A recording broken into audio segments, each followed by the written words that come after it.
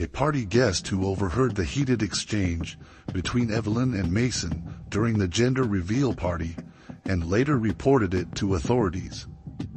In June 2013, the body of 44-year-old David Harper was discovered in the backyard of his home in Blue Creek, Texas.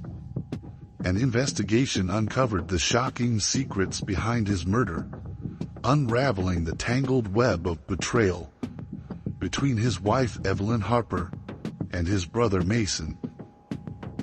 In January 2013, a series of events began at the Harper estate that would ultimately lead to a tragedy that shook the small town to its core. On the warm morning of June 6, 2013, Blue Creek, Texas, stirred under a golden sunrise that painted its small town charm in a light many had grown used to over the years. But by mid-morning, the peaceful facade was shattered. At 10:14 a.m., a frantic 911 call came from Margaret Tillman, a neighbor of the Harpers. Her voice, usually calm and measured, trembled as she described what she had seen in the backyard of the Harper residence: a body lying face down in the grass, lifeless, and surrounded by a growing pool of blood.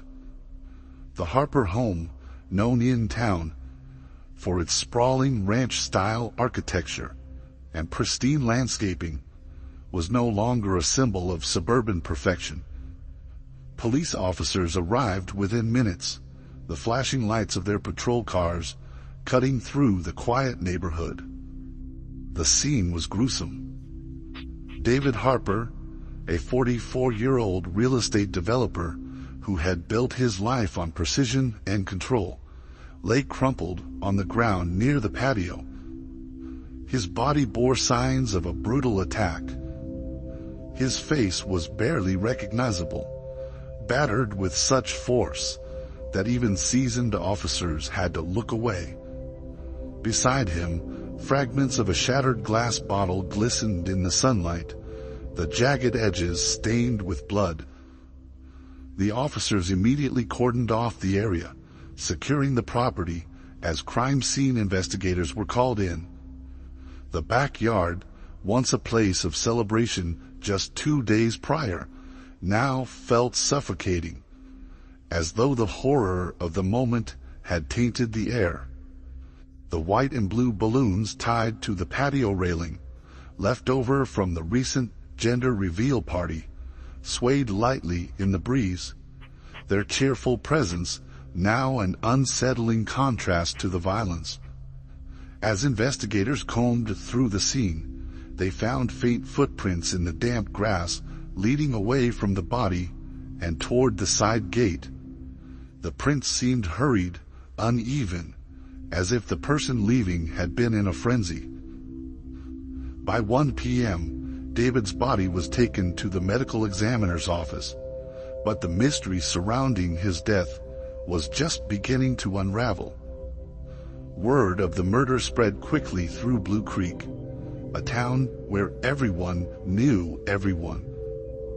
Residents whispered about the shocking crime, their voices filled with both fear and intrigue. Many recalled the Harper gender reveal party just 2 nights before, on June 4th, an extravagant event that had brought together friends, family, and colleagues. The party had been the talk of the town even before the murder, a testament to the Harper family's wealth and influence. Now, it became the focal point of the investigation. Detective Laura Monroe and her partner, Carlos Vega, arrived on the scene in the early afternoon. Laura, a seasoned investigator with a reputation for being relentless, immediately zeroed in on the broken glass bottle. Its placement near the body and the sheer brutality of the attack suggested a personal motive. Carlos, known for his sharp instincts, scanned the backyard, his eyes narrowing as he noticed faint blood smears on the patio door handle.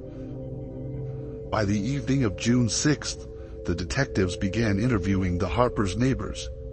Margaret Tillman, the neighbor who had discovered the body, mentioned hearing raised voices coming from the Harper residence late on the night of the party.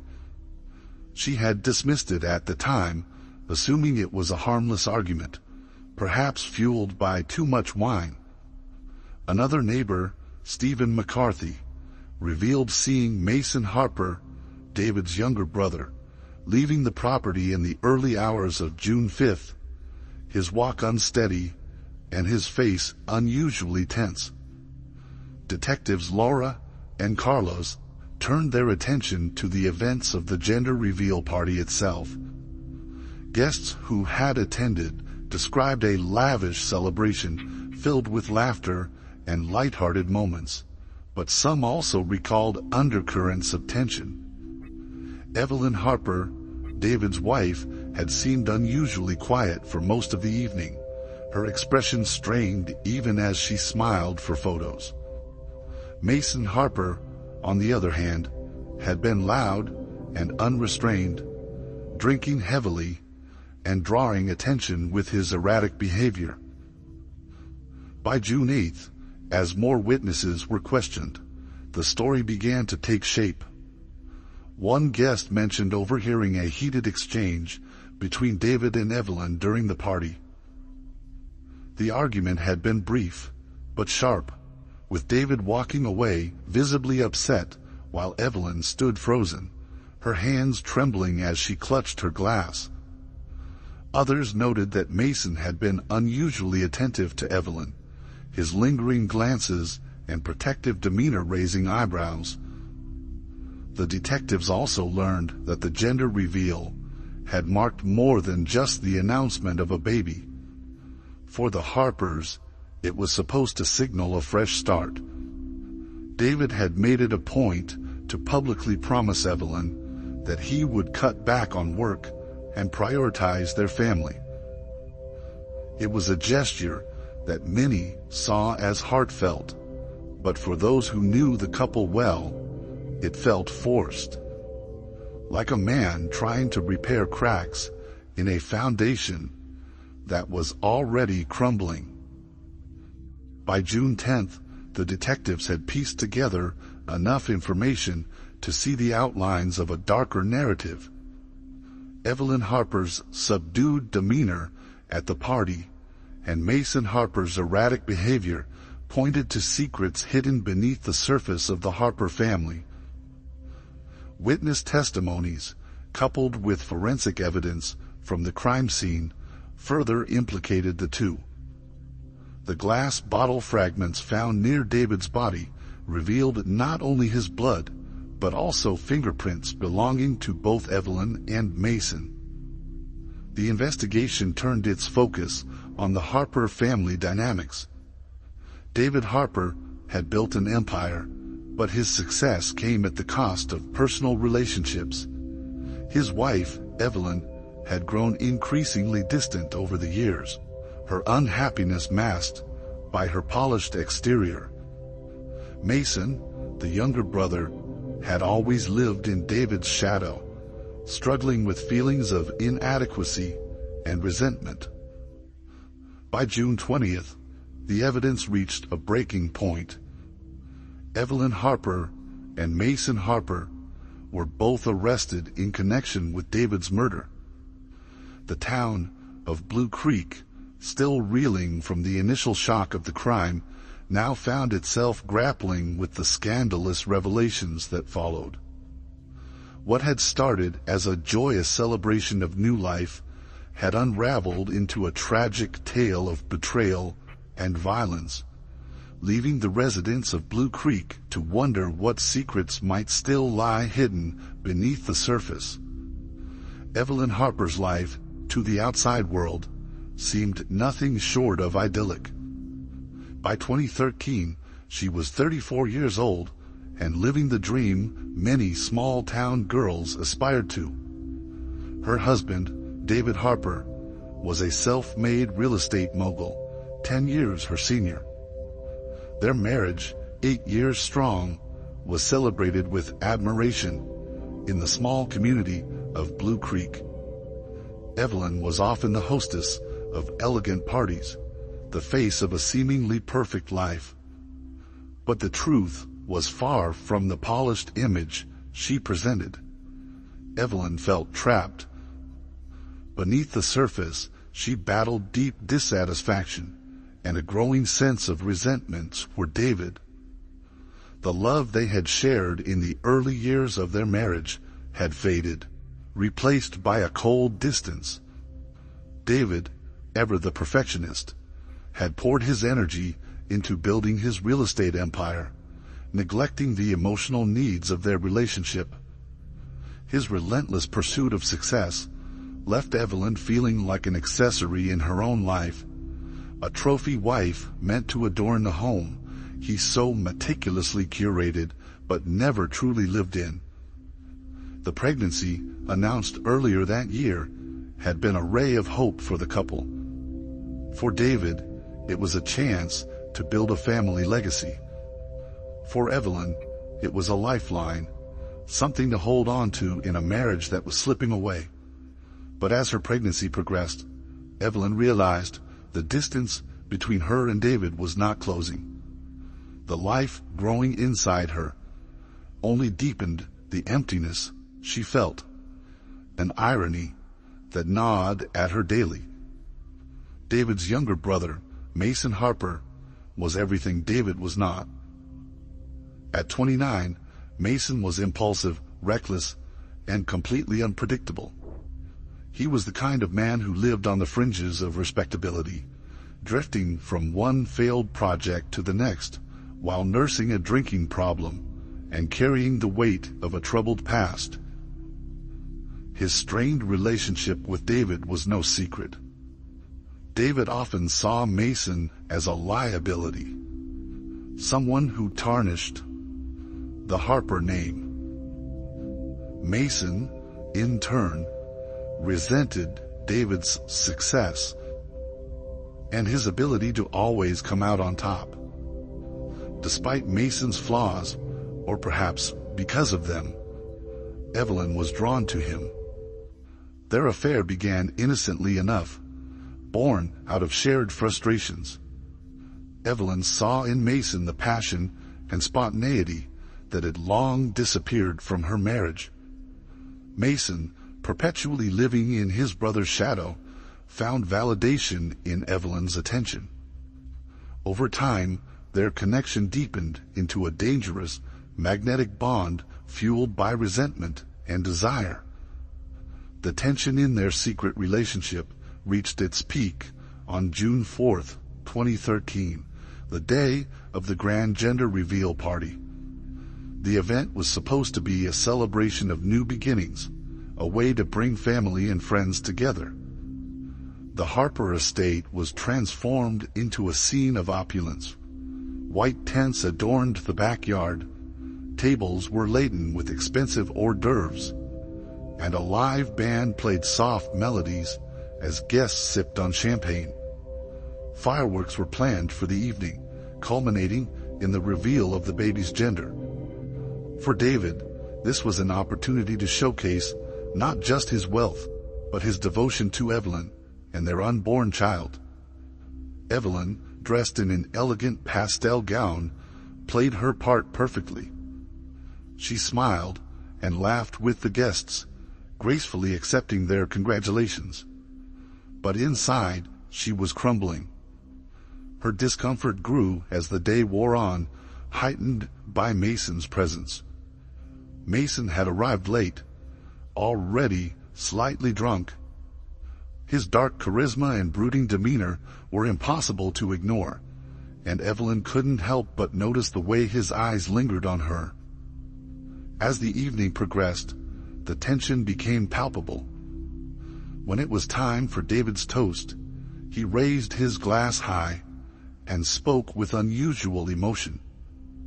He promised to step back from work, to dedicate himself fully to their growing family. His words were met with applause, but not everyone was moved. Mason, standing at the edge of the crowd, scoffed audibly, drawing uneasy laughter from some of the guests. Evelyn's cheeks burned with embarrassment, her mind racing with anxiety. Shortly after, she excused herself under the guise of needing a moment alone. But Mason followed her. In the quiet of the kitchen, emotions boiled over. Their conversation turned heated, charged with anger and longing.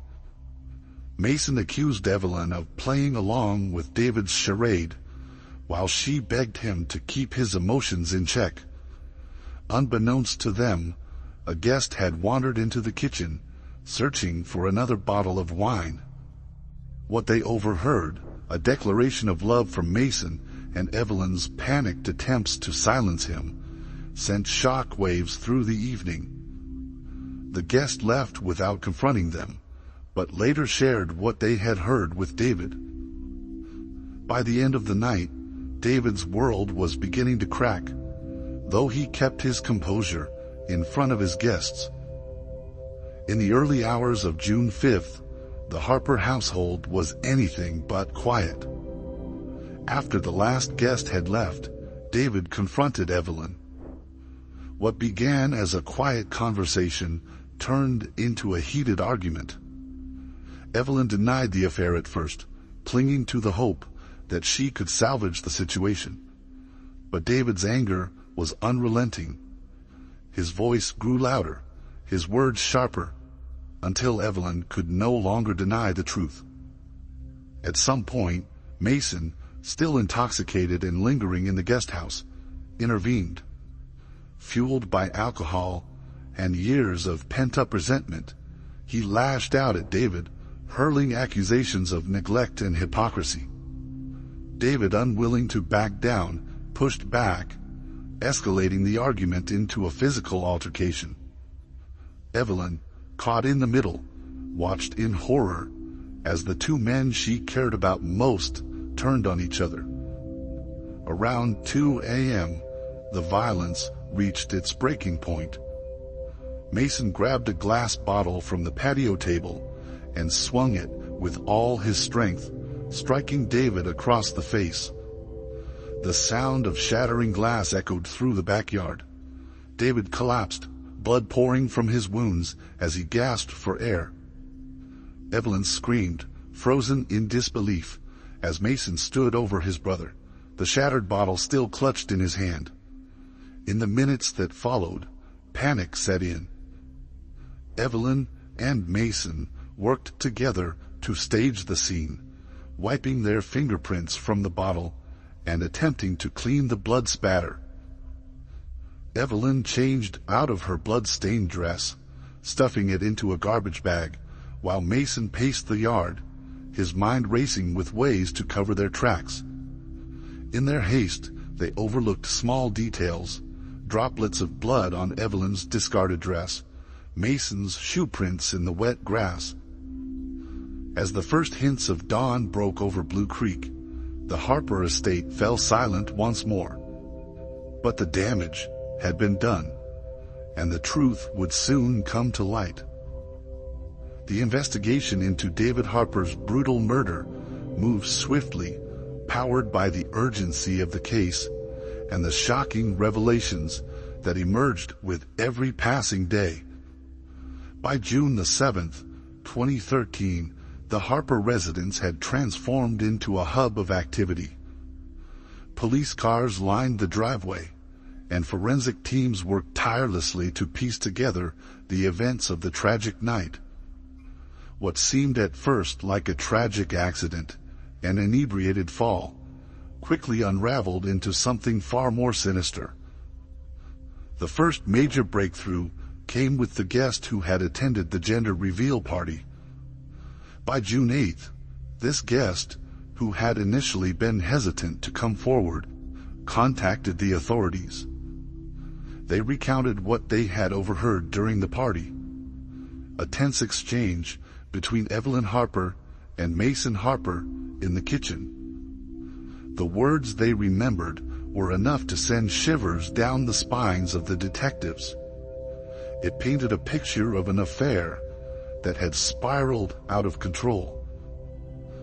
The detectives began to re-examine the dynamics of the Harper family, realizing that the key to solving the case lay in unraveling the relationships between the victim, his wife, and his brother.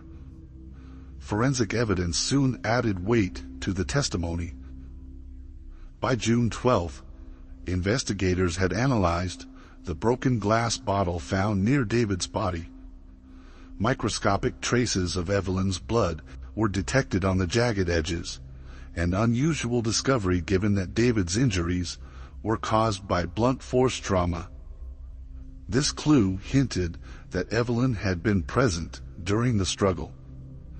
Additionally, Mason's muddy shoe prints were found leading away from the scene, their chaotic pattern suggesting a panicked flight. These physical pieces of evidence painted a clearer picture of the crime, but left unanswered questions about who had struck the fatal blow. The detectives also uncovered digital evidence that shifted the investigation into high gear.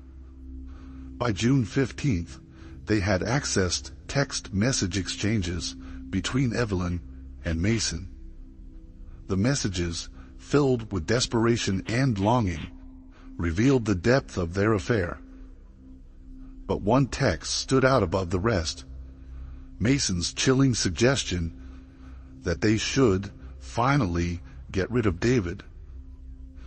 While it was unclear if Evelyn had taken the statement seriously, its implications were damning. The detectives now had motive, opportunity, and a web of lies tying both suspects to the crime. The interrogations began on June 18, 2013, with Mason Harper. Mason, who had always been volatile, crumbled under pressure.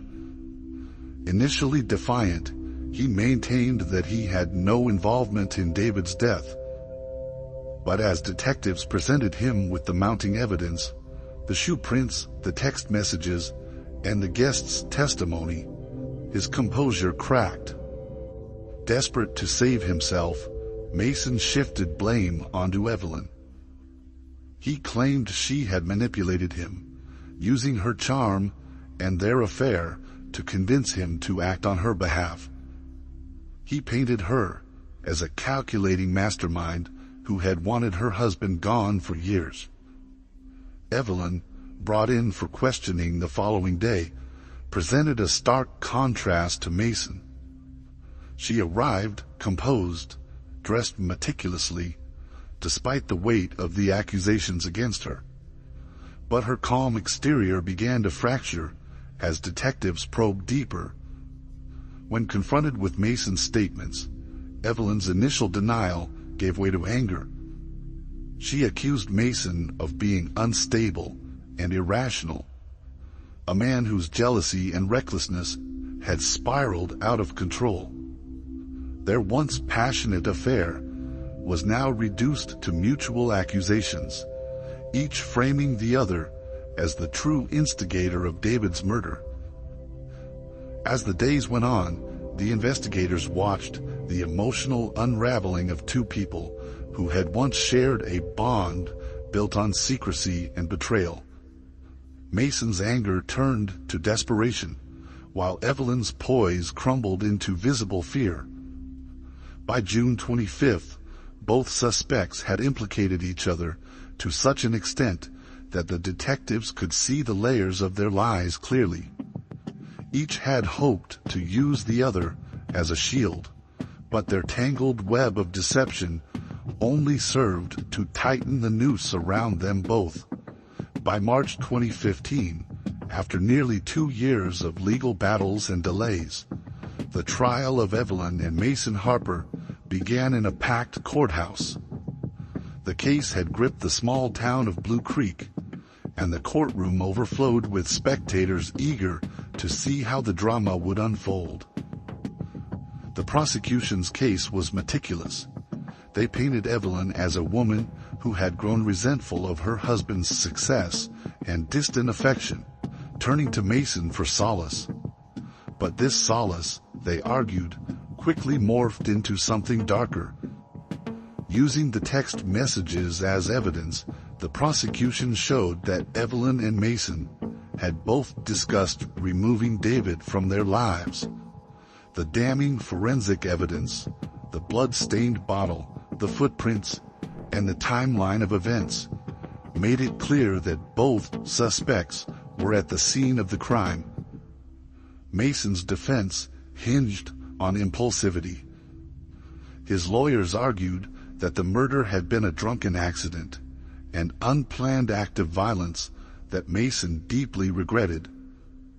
They portrayed him as a troubled man who had been swept up in Evelyn's manipulative schemes. Evelyn's defense team, on the other hand, sought to distance her from the actual murder, claiming that Mason alone had acted out of jealousy and rage. They painted Evelyn as a victim, trapped in an unhappy marriage and manipulated by a dangerous lover. The trial's most emotional moments came during the testimony of character witnesses.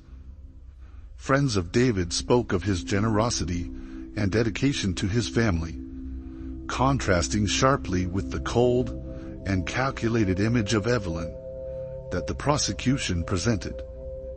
Mason's former friends described a man who had always been volatile but never violent, adding complexity to his role in the crime.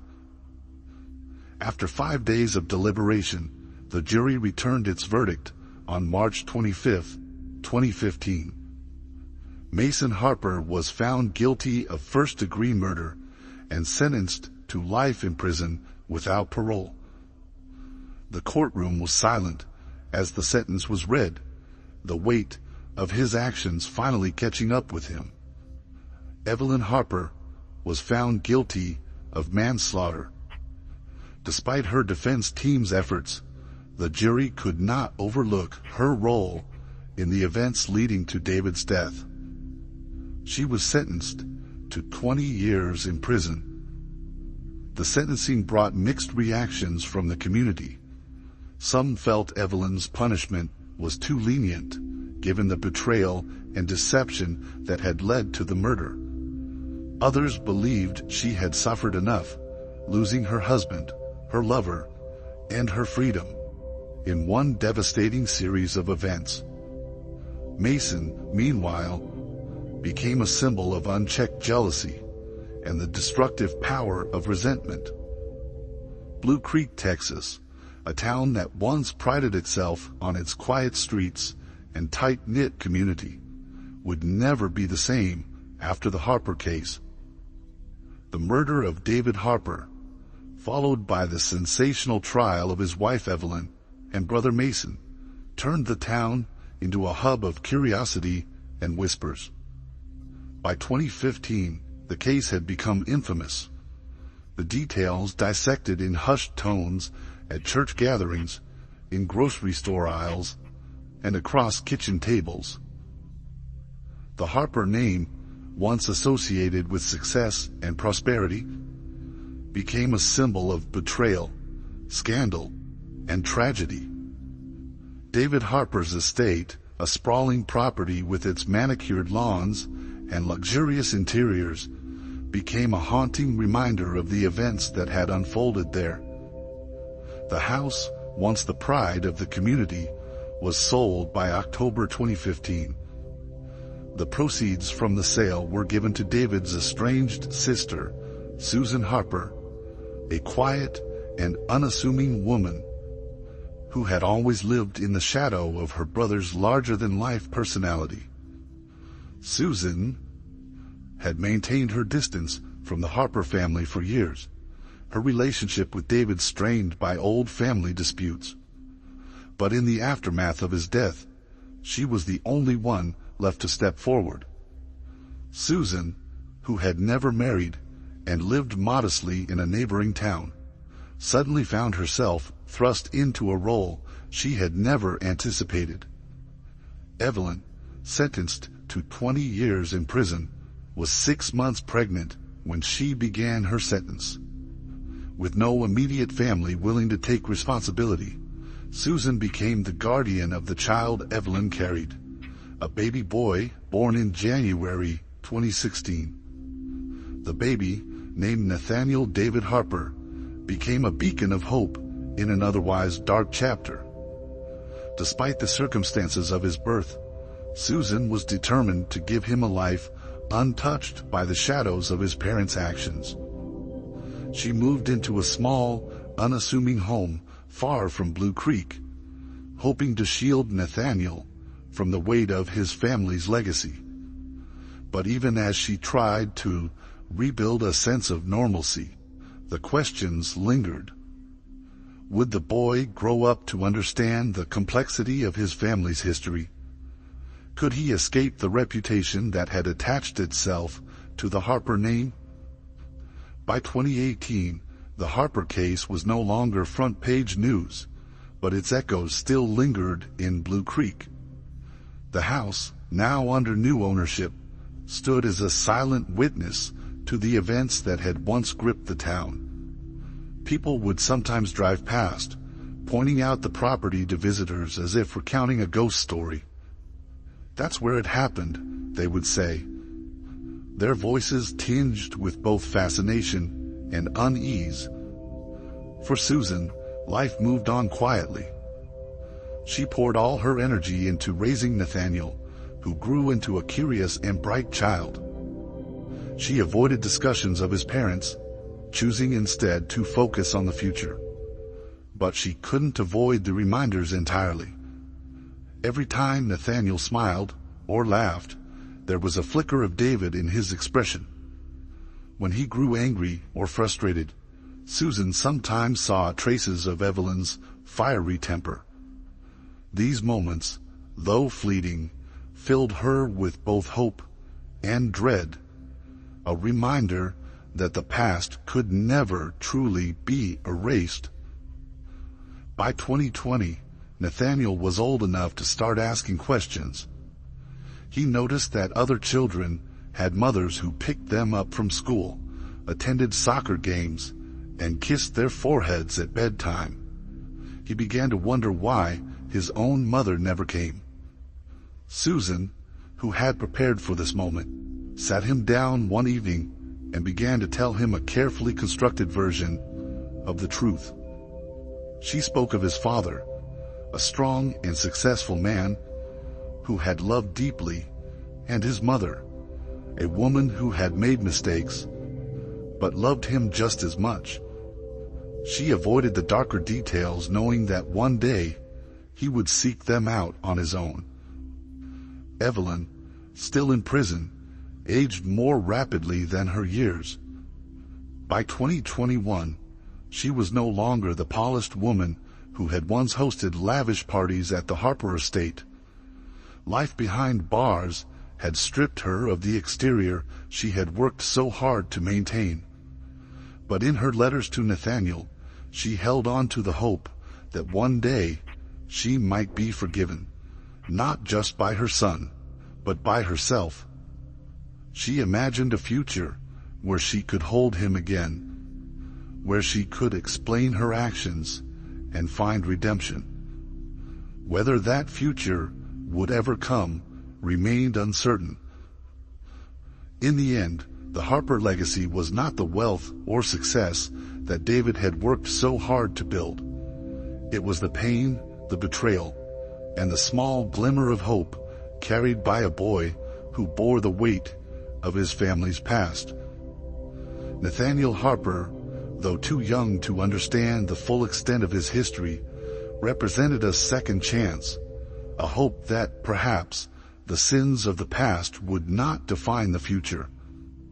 Make sure to like and subscribe so you don't miss out on our daily updates, and you can check out another insane case we have, the one where an Alabama wife exposes her husband's affair with his half-sister, ending in shock and murder. Make sure to check it out, and let us know what you think in the comments section.